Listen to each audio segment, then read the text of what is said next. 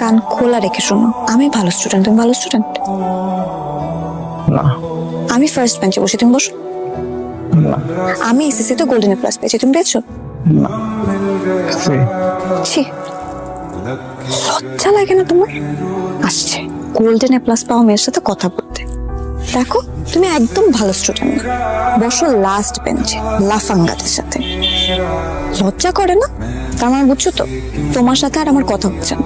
হচ্ছে, এক্সামটা শেষ হোক, রেজাল্টটা দেখ, তারপর কথা হচ্ছে।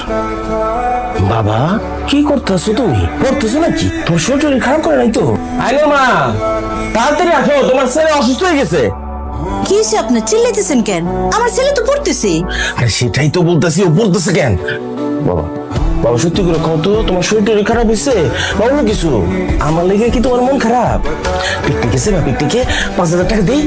বাবা কত বলো? বাবা তুমি দেখতেছো যে আমি পড়তেছি, ডিস্টার্ব করতেছো শুধু শুধু, একটু পড়তে দাও আমারে। আল্লাহ, আমার ছেলে আমার কি বলতেছে? ওরা কি বলতেছে?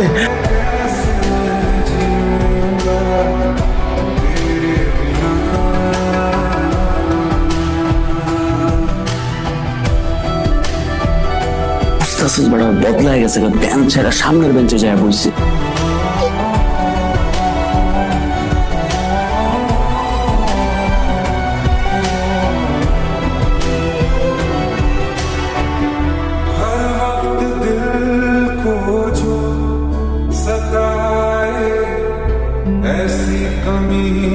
কি করতেছে? কবিতা লিখতেছে?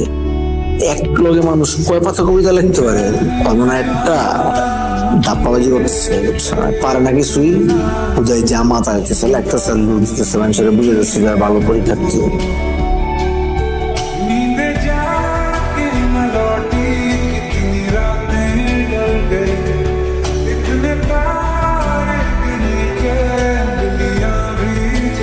আজকে পরীক্ষার রেজাল্ট দেব, সাথে আমার সাবজেক্ট ফিজিক্সের খাতা দিব। আমার হাতে প্রথম যে খাতাটা রয়েছে ঈশিতা আহমেদ, সে পেয়েছে A+ গ্রেড।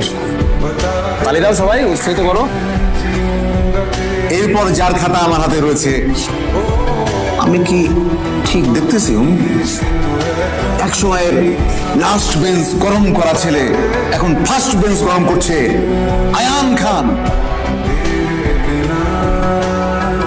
আশ্চর্য ব্যাপার, ও তো A+ পেয়েছে।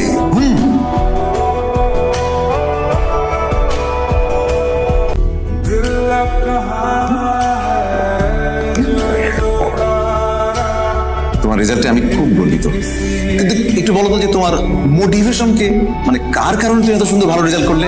আছে একজন, নামটা বলা দরকার নাই। স্যার দোয়া করবেন আমি যাতে এইচএসসি তেও এত ভালো রেজাল্ট করতে পারি, নাহলে স্যার জীবনে অনেক কিছু হারাতে হবে। স্যার জীবনে যা চাই তা পাওয়ার জন্য ভালো রেজাল্ট করা তার প্রথম পদক্ষেপ।